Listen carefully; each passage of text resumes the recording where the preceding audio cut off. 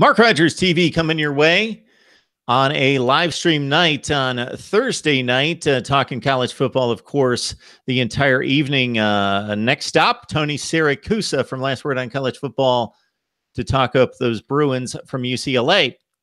Tony, how you doing on this fine evening? Hey, Mark. Always good to be with you. Definitely. So we appreciate you providing insight as you typically do. We just heard a few minutes ago from your colleague Mike Laval from Last Word on College Football. So these guys are just the best. So if you haven't checked out Last Word on College Football, you got to get over there. Between Tony, Mike, Lauren Beasley, a number of other contributors who do top-notch work, and they just provide me with so much support here and help. It's I will never be able to thank you enough, Tony. Oh, glad to do it. So let's talk some UCLA football. The hardest working guys around. So I appreciate that. I appreciate that. Now that James Brown is no longer with us, I can claim that title. This UCLA team is obviously going to have just such a different schematic look on offense without Josh Rosen, with Chip Kelly. It could be an entirely different offensive look. It's a bit of a mystery, even though a lot of the personnel does come back. Now that we've made it through the spring sessions and the spring game, your thoughts about this UCLA offense? Well, I think you're right. It's going to be, the dynamics are really different. I don't think the spring game really told us much. It was more of a glorified practice. They ran about 50 to 60 snaps, and Chip Kelly called it good at what was the equivalent of about halftime of the spring game. And I think that there is a lot of returning talent at some critical positions, at the skill positions, and then a lot of question marks in places where UCLA fans are now used to seeing question marks. You've got a lot of talent at the wide receiver position and a lot of depth. I know you and I have talked about it before, Mark, where Chip Kelly relies on depth and diversity in the wide receiver position, that he typically has 10, 11, even 12 guys who are going to get receptions in his scheme, and the way he rolls things out, and in the way he likes his quarterbacks to be able to throw on the move. They're not going to sit back in the pocket and look downfield. So you got to have a lot of diversity in the wide receiver core. And they really do have that, both with returning players and with some of the newcomers. You know, you've got a guy like Theo Howard, who was in Jim Mora's doghouse quite a bit. He's got a lot of speed. He's the guy who's going to go down the sidelines. He was very physical in the USC game. He can take on the defensive backs. He really, quite frankly, abused Iman Marshall when it came to one-on-one play in the USC game last year. But he had a problem blocking on the edge, and so his playing time was restricted. But he's got the speed. He's got the hands. So if he can block on the edge like you have to do for a Chip Kelly offense, he's going to be really a go-to guy. Now, having said that, I don't think Chip Kelly is going to have one go-to guy. I don't think you're going to see one guy with receptions in the mid-60s or high 60s, because he's going to require a lot of depth. You're going to see a guy like Caleb Wilson, who was a tight end / receiver last year, kind of a hybrid kind of guy, was Rosen's go-to guy early on in the season, first quarter of the season, until he got hurt and missed the rest of the season. And he's been out during the spring. But if he can get healthy, I think a guy like Wilson is going to be critical. You've got a guy like Christian Pabico, who is a walk-on. And you look at him and there's nothing spectacular about him physically, but he's got great hands and he's very reliable. And so he's one of those traditional possession receivers that you can imagine working really well in a Chip Kelly kind of offense. You got a guy like Diamond Lee, and a lot of people are going to scratch their heads at that one, because Diamond Lee came into UCLA a couple of years ago as a quarterback. Saw that he was never, ever going to get a shot at quarterback. But in spring camp, he showed some of the best hands over the middle. He's not particularly big. He's probably about 5'11", but showed great hands over the middle. you get some of the guys that are coming in, a guy like Chase Cota out of Medford, Oregon, who is 6'5" and a great possession receiver, can run down the sidelines. Uh, I actually had the chance to bump into Chase last week when I was at UCLA for something else, and I ran into him, and it was funny. We chatted for just a couple of brief moments, and I commented that I met his parents because Coda is an early enrollee at UCLA, and I met his parents when he first got in, first week of classes, and he had the deer in the headlights look about getting into classes and a Chip Kelly playbook and all of that, and it was so overwhelming.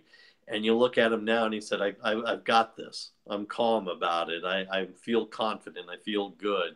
And everything just kind of feels natural now. And the kid is very athletic. And then you're going to get a kid coming in summer camp, Brian Addison, who was ranked as one of the #1 athlete recruits coming into signing day in February, 6'5", and he was recruited as a defensive back and a wide receiver. He's going to play wide receiver first, defensive back maybe after that. Point being, a lot of diversity in the wide receiver core. You've got tight ends that are going to play well. Jordan Wilson is a prototypical tight end. You got Devin Asiasi, who's kind of a wild card in the mix because Asiasi is 6'3". They list him at 287, but I'm going to tell you he dropped about 10 to 15 pounds in the offseason and has played a lot of slot during spring. So you've got that. You've got a lot of depth at the running back position. You've got Soso Jamabo, who returns, and you've got your favorite guy, because it forces me to say the name, Bolu Olorunfemi. I know you love having me do that. You got Brandon Stevens back, so you've got a lot of depth there. You're probably going to see this freshman from Tulare, Casimir Allen, get some playing time. So you've got a lot of depth. These guys are going to have to be able to catch the ball out of the backfield. A lot of wheel routes, a lot of screen passes, because that's what Kelly demands out of his running backs. You're not going to just run the ball. But after that, now we get to the question marks. And you know where the question marks start: the quarterback. Devon Monster had a good spring. Looked good. First part of spring, a little dicey. He rolled out well, moved the pocket well, was short hopping a lot of the short passes. Intermediate and longer passes, pretty good. But you can't throw the short passes at the running back's ankles, at their feet. It's never going to work. Second part of spring camp, got a lot better. You've got Matt Lynch coming in after that. Lynch, I don't want to sound derogatory against any player, but Lynch is the odd man out right now. He truly is. He looked okay, but he doesn't have the rollout capability that Monster does. And remember, Monster out of this group is the only one who played last year for UCLA. When Rosen got hurt, Monster came in, threw for about 376 yards in some late season duty, handful of touchdowns, no interceptions, nothing spectacular, but he was capable. He was competent. If we can praise with faint praise there. You got, yeah, I know. And then you've got the question mark Dorian Thompson-Robinson, and coming into the summer from Las Vegas, from Bishop Gorman. And I think UCLA fans need to be a little careful here, pump the brakes a little bit, because a lot of UCLA fans are saying this kid's the starter. He's got to be. He's that good. Yes, he is that good. I mean, the kid threw for 3,000 yards in his one season as a starter at Bishop Gorman, which is one of the elite programs in the country in high school. But let's let the kid get into camp first. Let's let him get used to a Chip Kelly offense. Let's see what he can do. I mean, the way his game is built, it is built for a Chip Kelly style offense. But you go on the fan boards, you listen to the fans who were at the spring game, and they can't wait for Dorian to show up at camp. The excitement is good. But I hearken back in all the years I've been covering UCLA, and the fans had anointed Brett Hundley as the savior before he ever showed up, while they were dealing with Kevin Prince and Richard Brejo struggling to survive. And, then Josh Rosen was the heir apparent before he ever walked on campus. And they were great and they deserve those things, but let him get on campus first. Let him put on the pads, let him do his summer workouts and see what he can do, and then get into the battle before, we see who it's going to be between Monster and DTR. And then, of course, I know you want me to talk about Wilton Speight, the graduate transfer from Michigan, because UCLA's got a graduate transfer from Michigan. How did that happen? And the guy threw for like 22 or 23 touchdown passes. Right. And played in the Orange Bowl and won a Capital One Bowl. And you just look at the ability to lead a team in that conference against those opponents and then play well in bowl games. And I'm not talking about dynamic, out of this world, but I'm talking about capably not making many mistakes. And you just figure he goes to a program that's been struggling overall, not at the quarterback position, that he's automatically should be a factor just based on that, not thinking about fit, scheme, ability of the player. He is a factor, as you put it, because he's capable and because he has experience. And so, sure, that puts him in the mix right there, because he has big game leadership, which none of the guys we just rattled off, Monster's biggest game is a loss to Kansas State in the Cactus Bowl. That's his biggest career game to this point. So, sure, Speight's in the mix because he's got some leadership potential. And so there is that. And, DTR, of course, has played 1 year as a starting quarterback of high school ball, albeit at the elite level, but, never a college snap, in his life. So, sure, that puts him there. He doesn't fit the Chip Kelly offense. He's not mobile. He doesn't roll out, but you know what? At this point, if you're UCLA, you put him out there during the summer workouts and let him see what he can do. Let him see what he can do with the Chip Kelly offense. The Chip Kelly offense isn't one thing. It is diversity. It is mixing it up. It is adjusting to what the players can do. So you know what? Frankly, maybe Kelly can make some adjustments to Speight instead of the other way around, and put in some plays that are going to mix it up and play to Speight's ability instead of Speight having to go the other way. This is Mark Rogers of MarkRogersTV. We are the voice of college football. We bring on the best bloggers, broadcasters, and writers in the nation. So I'm going to make it about as hard of a sell as I possibly can because that's not my thing. I just want to say, if you love college football, please subscribe. We bring on just the very best that have insight into particular programs, conferences, and the nation across the board. And just please subscribe right here, and we will get you set for the 2018 season. All right. So I speak with Tony, a lot of your crosstown rivals, media contributors, and they're in a situation where they just can't wait to anoint JT Daniels. Can't wait for him to come on campus. He's the guy. They are just, it just seems like a dreadful situation with the two guys that are competing now, Jack Sears and Matt Finks, that there no way neither of them should be a USC quarterback. So there's similar expectation of Dorian Thompson-Robinson. Mm-hmm. You somewhat answered my question, but I may squeeze or try to squeeze a little bit more out of you. So does it seem to be as desperate a situation, not necessarily for the coaching staff and Chip Kelly, but for the fans, about this guy that's coming on campus in August? He needs to be the real deal. We need to hand him the keys, or we're okay if one of these other guys wins the job. There are a couple of answers to that, quite honestly. One is, it's not that desperate because the expectations, rightly or wrongly, the expectations are a little bit lower. Last year was not a good season at UCLA. There's a reason Jim Mora is gone. There's a reason Chip Kelly is in. The level of talent is good, as we talked about at the skill positions. The offensive line, which we didn't have a chance to go over yet, is still a massive question mark. And so you're looking at a 7-win season being good, an 8-win season being terrific. And so for that reason, the expectations are modest at best. And so whatever it takes to get to that is going to be okay, whether it's monster or whether it's DTR. Now, having said that, the rational college football fan, the people like you and I who follow college football all year round and who follow recruiting all year round, know that a kid like Dorian Thompson-Robinson did not come here to sit.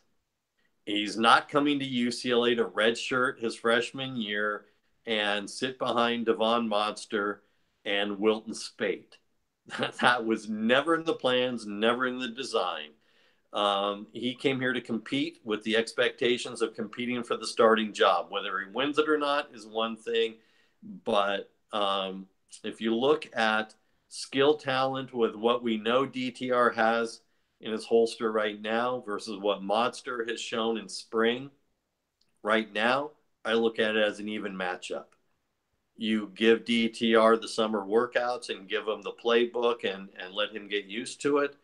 And it's, then we see what happens. But, you take the expectations first, and then you take the fact that a kid like an elite level talent like DTR did not come to UCLA to sit. I think the expectation is he's coming to take the job. And it's only going to be his ability to pick up the Kelly playbook, which is complicated. It is complex. His ability to pick it up will be the only thing that stands in his way. Got Tony Siracusa from Last Word on College Football on the line to set us up for UCLA's offense as they go back to camp the first week of August. And, of course, the skill players will be getting reps together throughout the summer. As I check out the live chat here, Tony, I won't even try to pronounce the handle for this one guy who joins me on a regular basis. I believe it's George. We'll go with George. And you won him over by just mentioning Medford, Oregon, because he's lived there for 5 years. Great place. So beautiful. He thinks that how awesome to get to go to UCLA, fine education. If you're not going to win a national championship, I'm so happy for these guys. Okay. He's lived in Oregon. For some reason, he lived there for 20 years and was never impressed with Chip Kelly's work there. Don't quite understand that. Trying to get to the meat of some of these comments. Just feels that Chip Kelly is an obvious fit for the college game. My guess is without Phil Knight behind them, he's going to have a hard time recruiting 5 stars and 4 stars that matter. Guys that really want to win a national championship. I have nothing against UCLA. Well, now that's an interesting point with the 5-star recruits. If you go back to Oregon's success in the 4 years that Kelly was there, Kelly won with 3 and 4-star recruits. Kelly got 2, maybe 3 to 5-star recruits out of every class. Kelly was never, ever a top 5 school in the ESPN or the Rivals or the Scout or whoever you were looking at back then when he was at Oregon. He was never one of the top 5 schools in terms of getting the 5-star recruits. Kelly won with 3 and 4-star recruits because he went and looked at what he needed to run his style of football. And it was about the right player in the right position for the right thing. So I don't think he's going to have a problem recruiting that to UCLA whatsoever.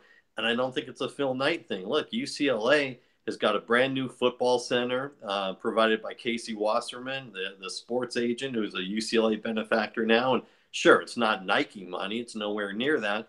But UCLA also, due respect to Phil Knight and Nike, UCLA now also has the richest apparel endorsement contract in the entire country with Under Armour at $280 million over 15 years. So there's money there. So George is also questioning the hire. So you have much more insight into this, but from my perspective, Chip Kelly was the hire for UCLA, not for Florida and the SEC, but for UCLA because he knows the conference, he knows the landscape, he's comfortable as a West Coast guy. This program needed a punch in the arm until they're really, really, really good and they can garnish attention from winning games and big games in that market. They needed or would benefit from having a name coach, a name brand of a coach in that market where you need to do something in addition to winning to grab some attention from USC and the Lakers and the Dodgers and everything else going on from an entertainment standpoint in that market. What I will be interested to draw a parallel between Steve Spurrier and Chip Kelly, and this is why. Steve Spurrier was always way ahead of the curve in terms of offensive football, first at Duke, then at Florida. And then the nation caught up to him. And he ran a really good offense, but it was pretty much what everybody else was running, to his credit. He went to South Carolina, and they actually had a better defensive football team for much of his time there, and the offense was marginal. Right. Very near the end, and he suffered a lot of like 7-5 type seasons. Now, late in his career, he became more of the CEO, and they won with a very traditional approach. Traditional at that point, we're talking 2011, 2012, and 13. South Carolina won 11 games, 3 consecutive years, finished in the top 5. But they weren't doing anything revolutionary offensively. They just had a great CEO of a football coach who had built himself a staff and had the resources and had the respect to draw the recruits. And he was a much different success story for Steve Spurrier at that point in his career. So I don't know if Chip Kelly is still going to be ahead of the curve. So he's going to have to adjust and fill in the other aspects of his game to show me and maybe some others that he can win being a CEO of a program, and not just because he's an offensive guru. I think there's a lot of things to unwrap there, starting with George's point about the hire and the fit and so on. Look, Jim Mora would not have been fired if Chip Kelly were not available. I'm quite certain of that. I don't think Chip Kelly was ever going to go to Florida. I really don't. Due respect to my fans that I have that are Gator fans and Gator writers, and my brethren that work for us that are Gator beat writers, I don't think he was ever going. Florida had 3 to 4 weeks of exclusive window with Chip Kelly where nobody else was talking with him, and they couldn't get it done.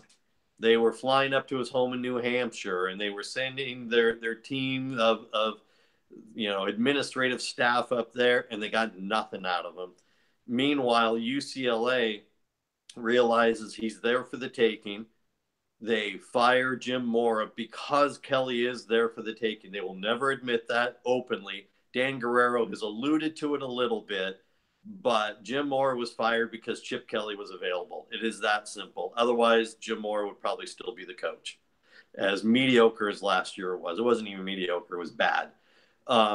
Chip Kelly was a hire, as you alluded to, Mark, that was much more about football. It was about putting butts in the seats. It was about building excitement for a program that was just mired in minutia. It was just a program that was just stuck in the malaise for years. And they needed to sell seats, and they needed something to be excited about, while the program across town was having a great Rose Bowl game against Penn State a couple years ago, and was rebuilding its recruiting, with Clay Helton and so on. So it needed something to crow about. It needed something to build upon. And this was a passing of the torch for UCLA. Dan Guerrero did not do this hire by himself, as had been the case for almost every hire that he had done before. Some of them he had put out to a search firm or a headhunting firm. This was getting the financial benefactor, Casey Wasserman. This was getting his associate AD, Josh Rebholz. And this was getting Troy Aikman to put together their own little committee. And within, remember now, Florida had 3 to 4 weeks of their own. UCLA had 4 days, and they closed the deal. So this was much more about Chip felt better about being on the West Coast. Now, can he replicate what he did at Oregon? No, because that was 6 years ago, or whatever, however many years ago it was that he last walked on a college football field. College football has changed. The offenses have changed. People have caught up to what he did. He's going to have to make some adjustments. He cannot just walk on, do what he did at Oregon, and expect it to work. Things have changed. Players have changed. Schemes have changed. Um, can Chip Kelly do it? I think he can come close to replicating the success. It's going to take a year or two. He's surrounded himself with a lot of assistants that he's familiar with. And I think that that's important because there's a comfort factor that they can read what each other's doing and know what they want to do. When you watch the practices, it's not even close to looking like Oregon from, the BCS championship game against Auburn. It's not even remotely close. The skill level isn't there on the team. They're not trying to replicate that. They're trying to make the best of what they've got with the players they have on the field. So there's a big adjustment period. And I think that it's up to Kelly to adjust to where the game is now. But you're also talking about a guy who lives, breathes, eats the game, 24 hours a day, 7 days a week. There are rumors that there are nights that he doesn't leave the Wasserman Center office that he has that overlooks the practice field, that he's just there all the time. There's on the other side, UCLA actually built a new conference hotel for their medical center, their world-renowned medical center. And there are rumors that Kelly tried to get a residence hotel suite there so he could just live there instead. He doesn't have one. But it's going to take some time, and Bruin fans need to be patient and accept the fact that a 7-win season this year will be a good season. But it's Chip Kelly. He'll get there. He's much more suited to the college game than he ever was to the NFL. I want to address, and you as well, Tony, of course, that's why I have you on. A couple of the comments made here again by George, because he's really diving into Chip Kelly in this UCLA deal. George is a Gators fan. So one comment he makes is that Chip Kelly knew he couldn't win at Oregon and knows he can't win at UCLA. He's doing it for the money, blah, blah, blah. Okay. Chip Kelly won at Oregon. Okay, if you mean winning as in a national championship, he came within seconds. So basically, I know the result didn't work out for him in that game against Auburn, but he was the only coach from another school, from another conference during that run that made it that close against an SEC team. He was the closest to break that string of 7 national championships. Most of those games were blowouts or decided games.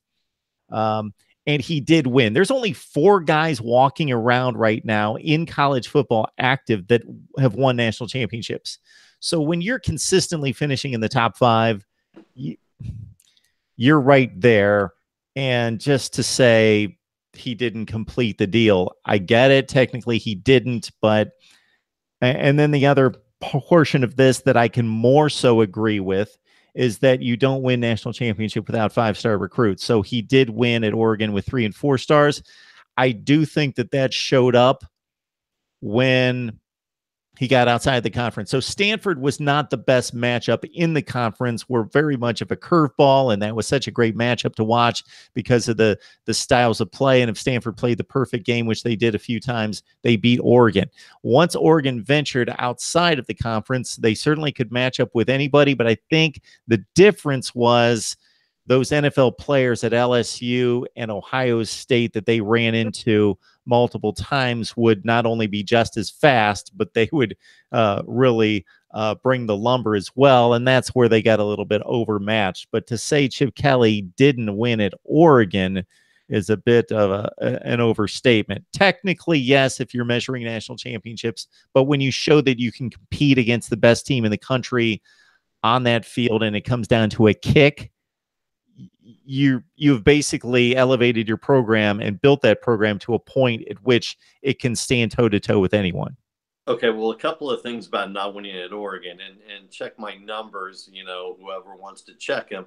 If I'm not mistaken, in those 4 years there, Chip Kelly lost 7 games at Oregon, roughly. I mean, come on. Oregon was never as good before then, and they've never been as good since. So let's give the man his due. Secondly, all right, he lost the BCS championship game, but in the BCS era, only 2 teams every year made it to the national championship game. Now we're talking about a 4-team playoff system. So whereas making it to the playoffs for many schools is considered success. Not if you're Alabama, I get that. Not if you're Clemson, I get that. Or Ohio State, I get that. If you're UCLA and you're making it to the playoffs, for the love of all that's holy, they're building a statue to you outside the practice field by the end of the season. All right. So again, we're dealing with what the expectations are at UCLA versus what they are at other places versus what they are in the SEC. Could Chip Kelly win in the SEC? Could he have taken the Florida job and won? Look, that's tough. I acknowledge that. It is a whole different world in the SEC, and I heard all the Florida fans. I read all the Florida fans, when we broke the story the Tuesday, I think it was the Tuesday night of the week that Kelly signed, we broke the story that Kelly had made his decision to go to UCLA, and it was just a matter of ironing out the details of the contract. And then 4 days later on that Saturday came the official announcement. And I was hearing from Florida fans that he was scared to go to the SEC. He couldn't beat Alabama. He couldn't beat LSU. He couldn't beat Auburn. Maybe. Was Chip Kelly scared? Doubtful. Could he beat Alabama or LSU or Auburn or Georgia? No idea. It's brutal football. There's no question about it. It's a brutal schedule, despite what I, talk about every November when they're playing Savannah State in the third week of November. It still is elite level football. There's no question about it. I don't know if that's the reason he didn't go down there. I just knew that he wasn't going to go down there. It was a West Coast job or going back to ESPN. Sure, you have, in order to win a national championship, as you say, you do have to have some 5-star recruits. You're not, because the game is different than it was when he went to the BCS championship game. And, look, Kelly came in early December.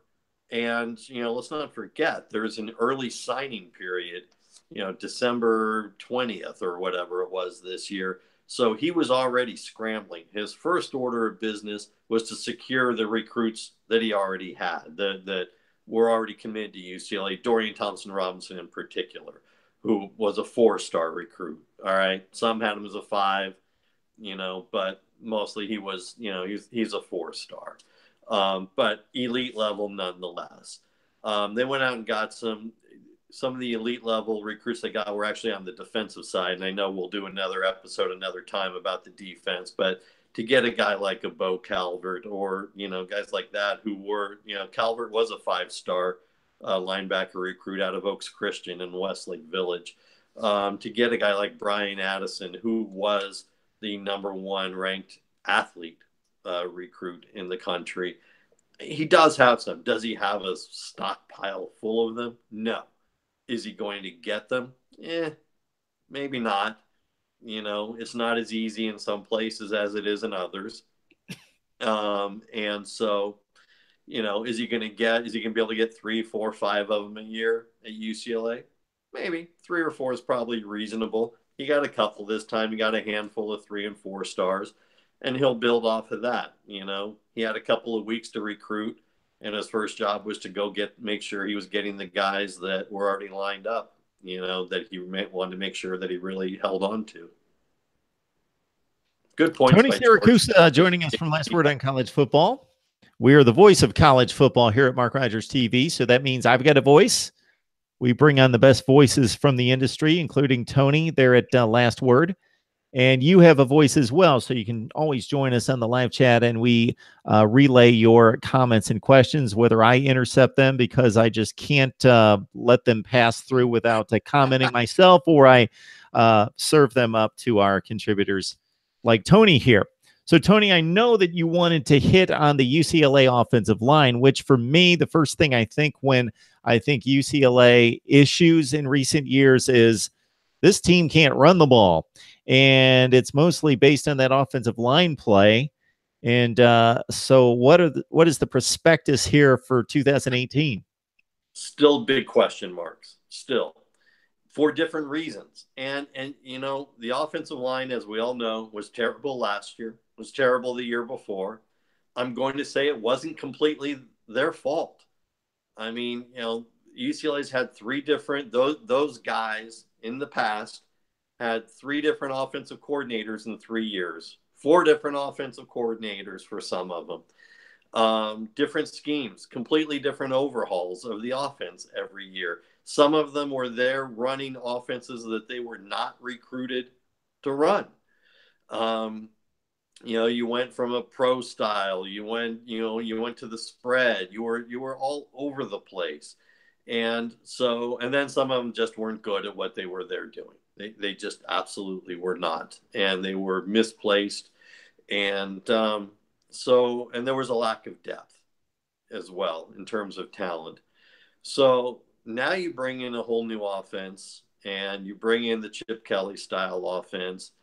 And part of the problem with the UCLA run game last year, and I know we talked about this repeatedly last year, was you had the skill at the running back positions, but the offensive line never got to the second level of blocking. And when you watch game film, what you see is if you really hone in on an offensive line when you're watching a game, if you see linebackers as the leading tacklers in a game, but they're the leading tacklers and they're coming up to the line of scrimmage and they're the leading tacklers in a game, that offensive line is not doing its job.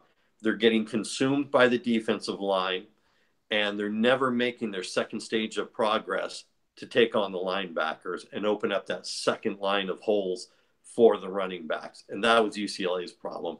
They were consumed by the engagement of the defensive line.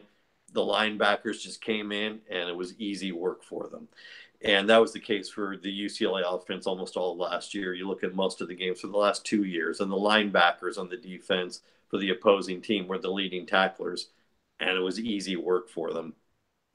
The offense is different now. Now you're looking at guys who need to be quick, who need to stunt. You're not looking at a traditional left tackle position where you've got to protect the quarterback's blind side, because the quarterback is rolling out in both directions. They're rolling out to the left, they're rolling out to the right. That's the way the offense is going to be. So the right tackle has got to protect the blind side sometimes. The left tackle does sometimes. They both got to be mobile because there is not a stand in the pocket type of offense right now. And so you're looking at guys who it's a little bit of a makeshift offensive line.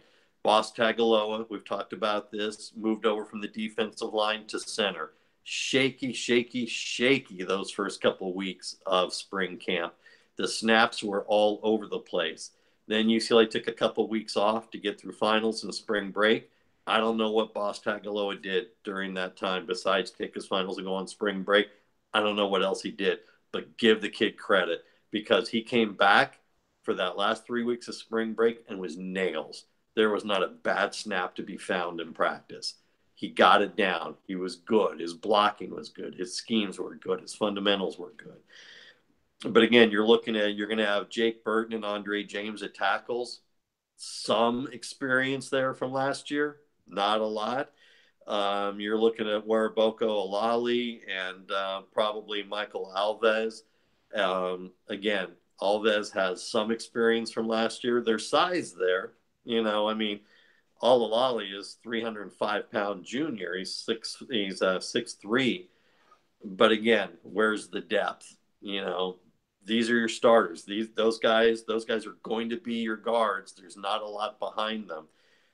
It's enough that you're probably going to see this freshman talking about 5 stars. This kid, Chris Murray, probably going to come in and challenge. He's a 5-star recruit from Mater Dei High School down in Orange County. Was at the U.S. Army All-American game. He's 6'3", 300 pounds. Good enough to challenge for some playing time early on, and because there isn't the depth there. So again, we're looking at a different kind of offensive line that is going to be necessitated with the offense. UCLA got maybe some help. This Justin Murphy, who's a graduate transfer from Texas Tech.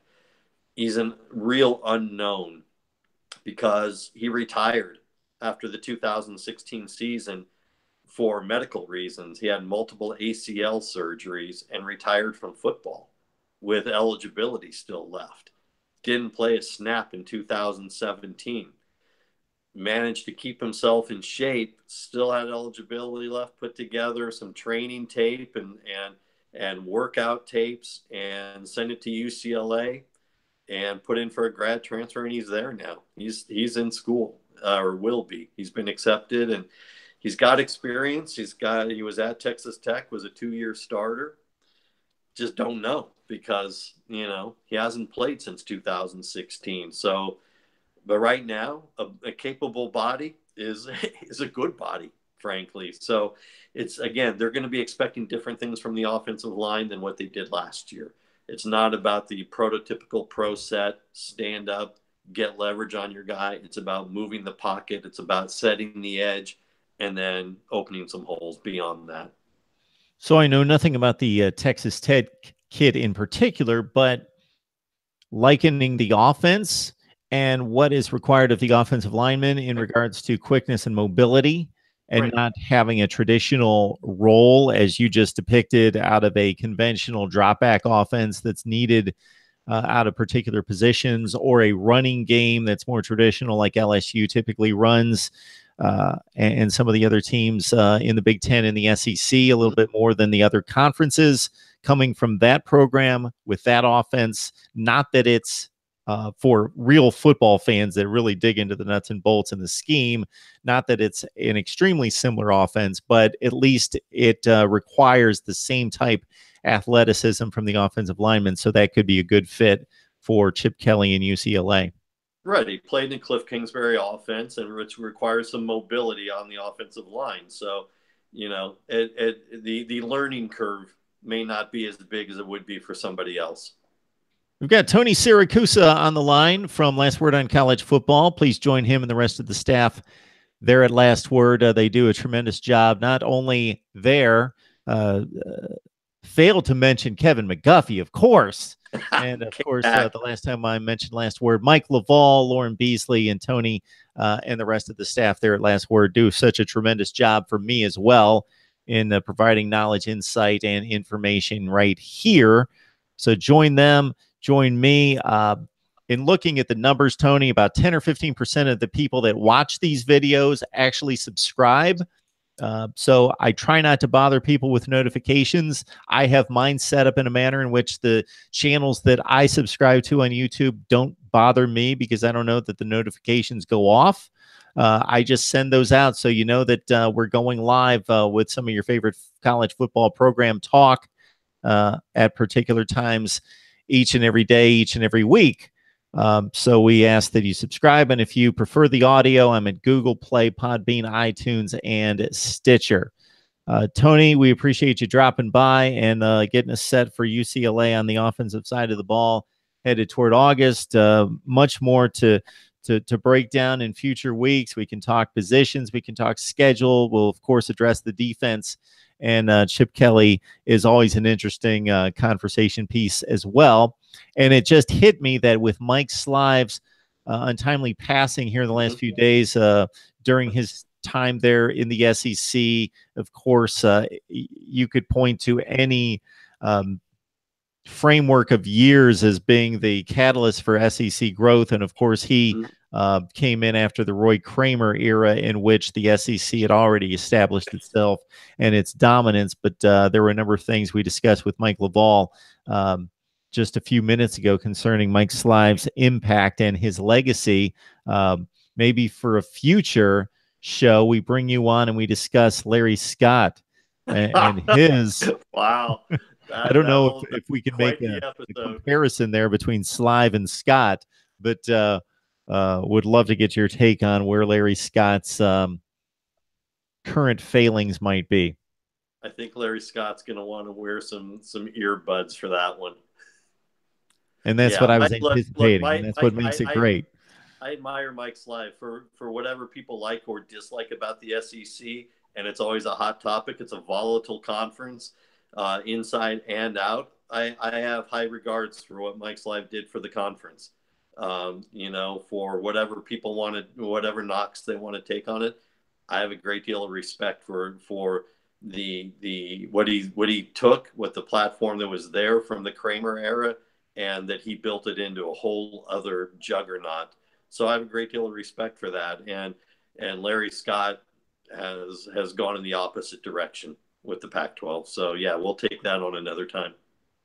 And for those of you who have just jumped on board in the last several minutes, of course, you can go to the first part of the video once it posts here in just the next few minutes. So hang tight. And if you want to catch the first portion of the conversation, just wait till it processes. Just takes a few minutes and you can catch the beginning of the conversation. Tony Siracusa from Last Word on College Football. Tony, it's always a great discussion. Always appreciate the insight. Mark, always glad to do it.